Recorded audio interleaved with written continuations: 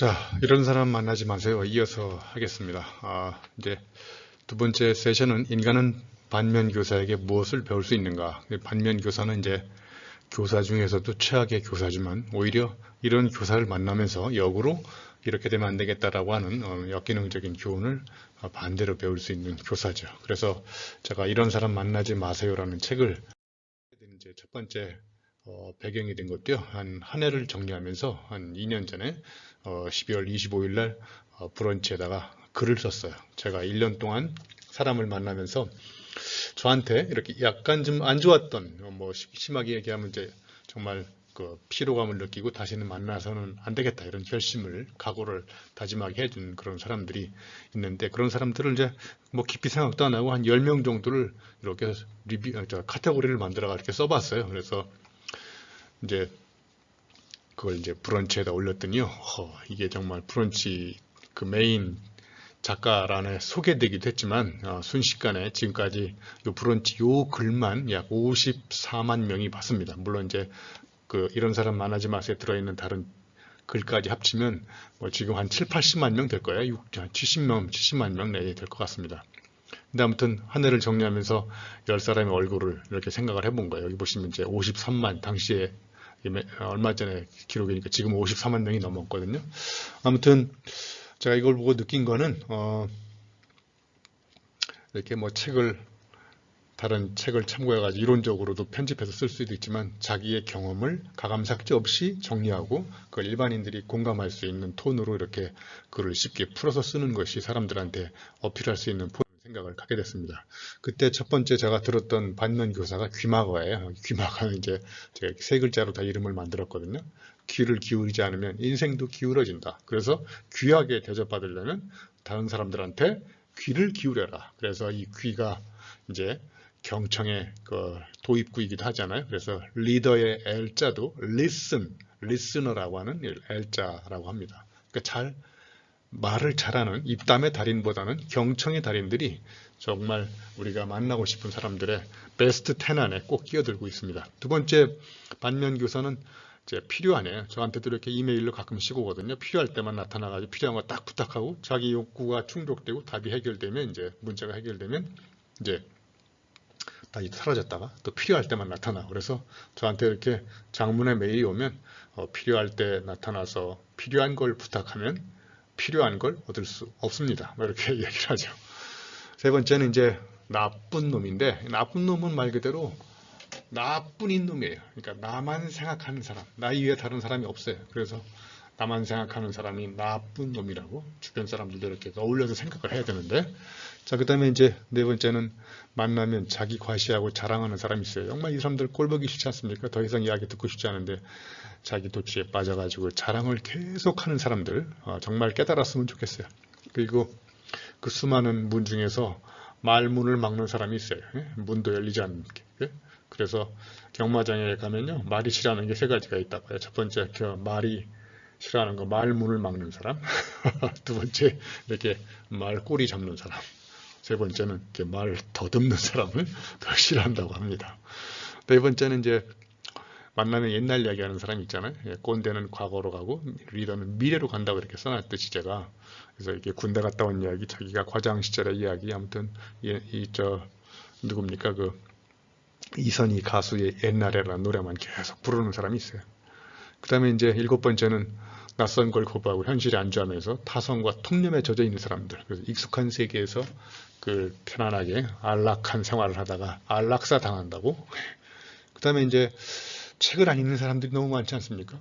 그리고 늘 자기 경험이 최고다라고 얘기하는데 내 경험이 한계가 있고 내 생각도 잘못될 수 있다는 그 깨달음을 줄 수 있는 가장 강력한 자극자가 바로 책이라고 생각해요. 그래서 책을 읽으면 나와 다른 생각과 접속할 수가 있고, 이런 생각도 있구나. 내 생각은 이런 치명적인 약점을 가질 수 있다는 통렬한 깨달음을 줄 수 있는 게 저는 책이라고 생각해요.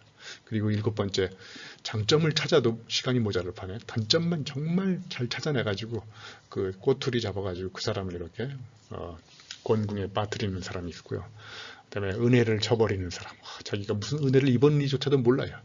그리고 시간이 지날 때 급해가지고 이렇게 화장실 들여보냈는데 화장실 갔다 오면 입 싹 닫고 이제 자기의 도움을 받았다는 자체도 잃어버리면 배은망덕한 사람들, 이런 10명이 결국은 우리가 살아가면서 만나지 말아야 될 그런 사람이지만 결과적으로 봤을 때 나도 이 10명 중에 한 사람 이상은 껴있거든요. 그래서 이 반면교사의 진정한 교훈은 이게 인간관계의 양면 거울이거든요. 내가 저런 사람이 되지 말아야 된다라는 다짐과 각오와 결의를 하게 하는 이런 거라고 보시면 될 것 같아요. 그래서 이렇게 분류해 놓고 딱 저 사람이 이 10가지 중에 어디에 속하는지를 찾아본 다음에 만나지 말아야 되겠다. 이런 어떤 판단력을 제공하기 이전에 나 스스로 이 10가지에 들어가 있는지 안 들어가 있는지를 성찰해 보라는 그런 이야기입니다.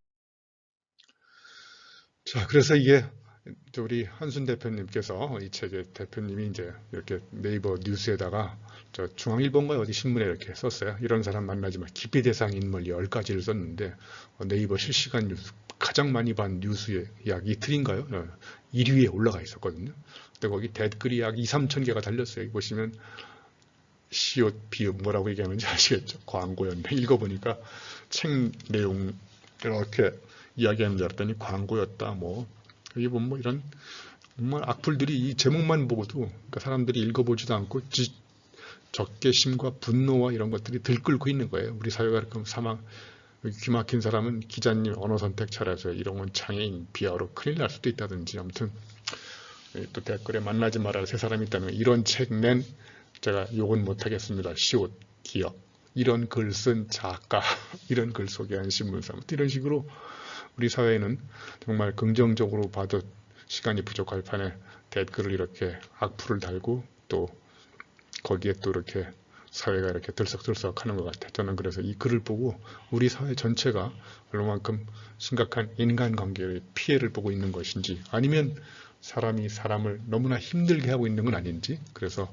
제가 시간 되면 댓글의 심리학이라는 책도 써볼까 생각합니다. 그래서 제가 드리고 싶은 말씀은 아무튼 어떤 글이 올라오면 그 글 전체가 어떤 맥락과 사연과 배경에서 그 글을 써냈는지를 읽어야 되는데 맥락을 읽지 않고 그냥 단도직입적으로 겉으로 드러나는 텍스트 메시지에 대해서 일방적으로 막 공격을 하게 되는데 그런 사람들이 저는 이게 바로 맥을 못 추는 사람이라고. 그래서 말씀드렸듯이 누군가에게 한 사람은 정말 새로운 세상을 열어줄 수 있는 거거든요. 한 세상이거든요. 그래서 여기 보시면 한 사람을 도와준다고 세상이 바뀌진 않겠지만 한 사람이 바라보는 세상은 얼마든지 바뀔 수가 있는 거거든요. 그 사람으로 하여금 세상을 바라보는 관점을 바꾸면 그 사람은 이제까지 정말 부정적으로 역기능적으로 한많은 세상을 살았지만 새로운 세상이 펼쳐질 수 있는 가능성의 토대, 터닝 포인트가 바로 사람이라는 거예요. 결국은 사람이 사람을 바꾼다. 그래서 누군 한많은 세상이다. 그래서 이렇게 한많은 세상 있는 사람한테는 이 등대는 보시면 여기 인간적 관계와 인간적 관계라고 했잖아요. 제가 아까 초창기에 말씀드렸던 대로. 그래서 이 등을 대면 등대는 인간적 관계, 등지는 인간적 관계. 그래서 이 적이 관역적자냐, 적을 얘기할 때 적자냐에 따라서 이 등대면 인연이 시작되는 이런 인간적인 관계하고 등지면 악연이 시작되는 이런 인간적인 관계는 결국은 누가 만들어가느냐 내가 만들 수도 있지만 상대방이 만들 수도 있고 쌍방이 만들 수도 있는 거거든요. 그래서 우리는 사람과 사람이 만났을 때 등대는 인간적 관계냐 등지는 인간적 관계로 지금 서서히 그 발전해 그쪽으로 전락해 가고 있지 않는지를 끊임없이 성찰해 봐야 될 것 같아요. 그래서 등대면 관계를 안내하는 등대가 나타나고 등지면 관계를 어둡게 만드는 해가 집니다. 이렇게 제가 또 표현을 했습니다. 그래서 시간 날 때마다 제가 이렇게 저 켈리 글씨로 등지면 악연, 등대면 인연 이렇게 켈리 글씨로 써보기도 합니다. 자, 고통은 나눌 수 있는가라고 이제 엄기호 작가님이 쓰신 책인데 저는 이 책에서 많은 통찰력을 얻게 됐는데 그 중에 하나 인간관계에서 얻을 수 있는 굉장히 소중한 관계는 재미있는 인간관계와 기쁜 인간관계라는 거예요. 재미있는 인간관계는 뭐냐면요. 여러분 개그맨이나 코미디언을 봤을 때 그분이 이번 주에 이런 재미있는 얘기를 했어요. 그런데 그 재미있는 얘기를 다음 주에도 똑같이 계속 반복하면 그 개그맨은 먹고 살 자리가 없어지는 것이고 고객과 팬들이 떨어져 나가는 것이죠. 그러니까 그 친구의 굉장히 중요한 의무나 임무 중에 하나는 오늘 이야기했던 것보다 더 재미있는 이야기, 더 재미있는 이야기, 그 점이 더 재미있는 이야기를 계속 제공해주지 못하는 인간관계는 그 순간 끝이 나는 거죠. 그게 바로 재미있는 인간관계의 한계이고, 그래서 재미있는 인과관계의 한계는 재미있는 것을 더 제공해주지 못할 때 그 관계가 끝난다는 거죠. 그게 바로 거래관계인 거죠. 그런데 기쁜 인간관계는 그 존재 자체로서 상대방한테 정말 소중한 어떤 보람과 어떤 가치를 제공하는 거예요. 그래서 그 존재 자체가 그 사람은 그 기쁨인 거예요. 그래서 그 사람이 뭔가를 하려고 그러면 더 이상 하지 말라고. 지금 이 순간만이라 이 존재만으로도 나한테는 엄청난 기쁨을 주는 관계니까 그냥 거기 그냥 가만히 있어라. 이런 관계인 거죠. 그래서 우리의 인간관계가 재미있는 인간관계에서 기쁜 인간관계를 했으면 좋겠다고 생각합니다. 그래서 그 기쁨을 주는 관계가 철학자 스피노자가 얘기하는 코나투스를 주고받는 관계가 아닌가, 저는 이렇게 생각해 봤어요. 그래서 여기 코나투스는 그 인간이 어떤 자기를 발전시킬 때 자기의 자아를 보존 또는 발전, 완성하려고 하는 어떤 본능적인 욕구이거든요. 이게 통하는 사람들은 그게 말로 표현할 수 없지만 코나투스가 이렇게 통하면 바로 기쁨을 주는 관계가 되는 거죠. 그래서 그 사람을 만나면 만날수록 내가 이제 에너지를 더 얻게 되고 힘도 얻고 기쁨도 얻게 되고, 그래서 우리는 앞으로 만날 때 코나투스가 통하는, 즉 코드가 통하는 사람을 만나는 게 좋을 것 같습니다. 그래서 이런 사람 만나지 마세요를 제가 이렇게 사자성어로 이사만마 두 가지를 써봐서, 하나는 굉장히 부정적인 이런 사람, 하나는 긍정적인 이런 사람. 첫 번째 이사만마는 이별하고 싶을 정도로 사악한 생각과 행동으로 만행을 일삼아가지고 거의 마음의 마비 상태가 올 정도로 꼴도 보기 힘든 사람. 그래서 이걸 사자성어로 이사만마, 사행시를 써봤고요. 두 번째 이사만마는 이색적인 상상을 즐기고, 그 다음에 사고 자체가 격이 다르고, 그 다음에 만화처럼 변화무쌍한 재미와 의미를 던져주면서도 정말 마력처럼 끌림을, 이런 매력을 갖고 있는 사람들이 이사만마라고 생각합니다. 자, 제가 좋아하는, 존경하는 이어령 박사님이 이렇게 삶은 계란과 계란찜과 그다음에 이렇게 계란 프라이를 가지고 놓고 인간관계를 봤어요. 정말 일상에서 우리가 늘 먹는 이런 음식에서도 인간관계에 대한 통찰력 있게 바라보는 눈이 정말 다른 것 같아요. 이어령 박사의 짧은 이야기, 긴 생각에 나오는 이야기인데, 저 찐 계란을 보시면 서로 섞여 있지 않잖아요. 독립적인 자기 개성을 유지한 상태에서 타자와 만나는 거죠. 그런데 가운데 있는 계란찜은 완전히 뒤섞여가지고 나의 개성이 상실된 상태에서 타자 속으로 완전히 함몰돼 버렸잖아요. 그래서 이런 것들을 등이불화의 관계라고 하죠. 화목할 수 없이 하나로 그냥 확 섞여버려 있는 거죠. 그런데 오른쪽에 보시면 계란 프라이가 완전히 세 개가 자기의 독립적 개성을 유지하고 있으면서도 서로 섞여 있잖아요. 어깨동무하고 있고. 그런데 가장 핵심, 나의 본질과 정체성에 해당하는 노른자는 섞여 있지 않고 흰자로 어깨동무를 하고 있지 않습니까?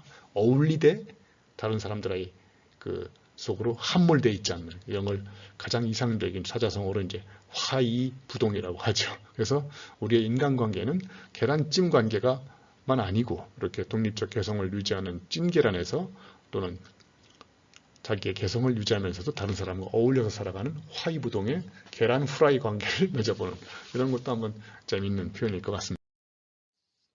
자, 그래서 이 반면교사는 이제 또 다른 말로 얘기하면 타산지석이거든요. 그래서 말씀드렸다시피 반면교사는 다른 사람의 잘못된 일, 그런 것들 또는 실패, 이런 것들을 거울 삼아서 나는 저렇게 되지 말아야 되겠다라고 하는 이제 반대의 다짐을 해보는 거죠. 그리고 타산지석은 비록 내가 아닌 다른 사람의 하찮은 그런 언행일지라도 내가 그런 언행을 통해서 가르침을 얻을 수 있는 것들을 이제 타산지석이라고 하죠. 그래서 아무튼 이런 반면교사는 제가 아까 말씀드렸듯이 인간관계의 양면 거울이거든요. 그래서 내가 만나지 말아야 할 사람을 먼저 생각해가지고 범주화시키고 그 사람들을 멀리하는 것, 이런 것도 정말 우리한테 줄 수 있는 가르침이긴 하지만, 더 중요한 것은 내가 먼저 저런 사람이 되지 말아야 되겠다라는 어떤 그 성찰의 거울이 바로 저는 이 반면교사입니다. 그래서 저는 이 김현 선생님이 책 읽기에 대한 이야기를 잠깐 해보는데요. 나는 책 읽기가 단순한 활자 읽기가 아니라 그 책이 던져져 있는 상황 읽기라는 생각에 도달하게 되었다. 저는 이걸 보고 바로 이걸 인간관계로 써먹게 됐어요. 책 읽기가 상황 읽기인데 그럼 이거 바꿔 쓰면 되잖아요.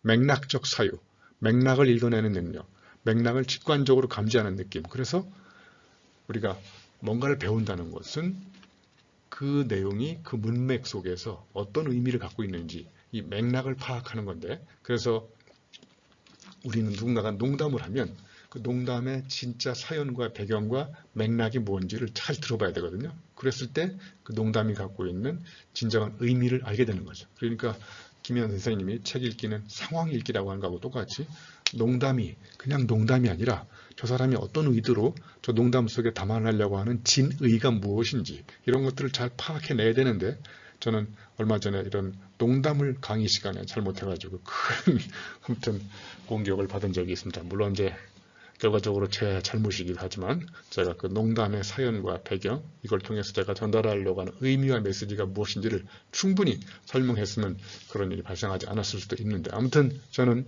이 농담을 정말 진담으로 받아들이는 사람들한테는 정말 데려다가 해볼 필요가 있다고 생각합니다.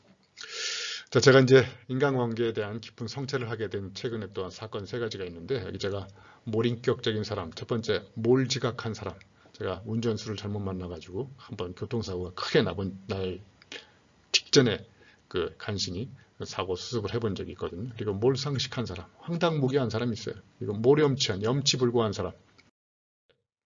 사례는 제가 아침에 학교 오는데 제가 이제 좌회전을, 신호도가 떨어져가 좌회전을 하는데 그 친구가 저쪽이 이제 그 친구는 직진이죠. 직진은 당연히 빨간불이고 좌회전이 이제 파란불이잖아요. 그러니까 파란불이 저는 좌회전하는데 그 친구가 직진에 서 있는 친구가 자꾸 나한테 계속 오는 거예요. 이게 계속 오면 이게 큰일 나잖아요. 그래서 제가 문을 열고 지금 빨간불이다, 오지 마라 그랬더니 정말 적반하장격으로 육두문자를 써가면서 저한테 그냥 욕을 하고 지나가더라고요. 그래서 정말 그날 그 순간 이후에 정말 엄청난 기분이 안 좋았었는데, 오히려 제가 그 친구를 불쌍하게 생각했어요. 어떻게 살아왔으면 저 따위 인격 모독적인 발언을 아무런 거리낌 없이 하는지. 그래서 저는 그 친구를 보고 우리 사회가 만드는 하나의 역기능이 아닐까 생각으로 해봤습니다.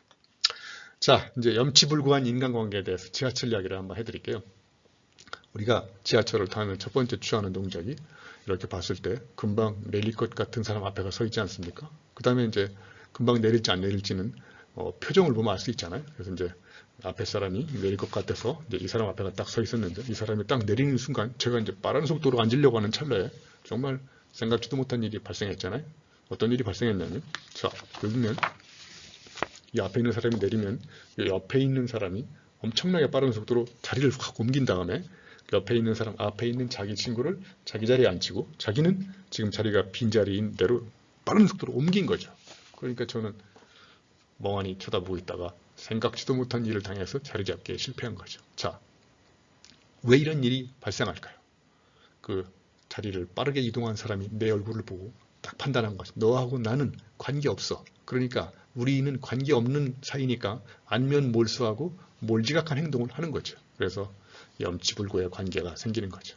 자, 여기 이렇게 써놨어요. 20분의 탑승 시간은 부끄러운 감정이 생기기에는 너무 짧다. 제 이야기가 아니고 사실은 신영복 교수님 이야기거든요. 그래서 짧은 시간에 우리는 사람과 사람 사이에, 제가 분명히 자리에 대한 기득권을 갖고 있는 게 인정하십니까?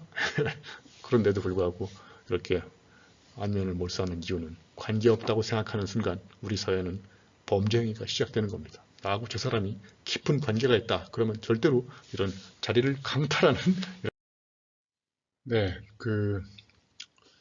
황당했던 또 인간관계 중에 하나가 우리 대학 교수들은 이제 때가 되면 일정한 편수의 논문을 계속 써야 되거든요. 그러니까 논문을 쓰는 것도 스트레스지만 논문 심사를 받는 게 정말 스트레스입니다. 그래서 이 논문을 쓰면 학술지마다 조금씩 다르지만 이제 학회에다가 이렇게 논문을 내면 심사위원 3명이 선정이 돼가지고 이 제가 쓴 논문을 3명이 심사를 하거든요. 뭐 대부분이 다 이렇게 정말 논문의 그 한계나 문제점을 지적하지만 가끔 가다가 그 논문의 한계나 문제점보다는 감정적으로 이 비난의 화살을 날려가지고 제가 논문의 심사평을 읽으면서 정말 이 엄청난 그런 상처를 받은 적이 몇 번 있거든요. 저는 이제 객관적인 입장에서 물론 주관적으로 자기 의견도 쓰겠지만 비판적인 빵을 이렇게 나눠 먹으면서 그 논문이 좀 더 건설적인 방향으로 발전할 수 있는 가능성 이런 것들을 제시하기보다는 그냥 논문 자체에 대해서 잘 읽어보지도 않고 어떤 그 이론적인 논의나 이 논문의 어떤 그 한계나 문제점을 정확하게 이렇게 파악해가지고 그 대안을 제시하기 위한 어떤 심사평을 쓰기보다는 그냥 제가 쓴 논문 자체에 대해서 감정적 그 비난의 화살을 날려가지고 정말 그 심사하는 사람들의 어떤 자격이 의심할 정도로 이런 심사평을 가끔 받은 적이 있는데 정말 저도 대학 교수지만 이런 행동은 하지 말아야 된다고 생각합니다.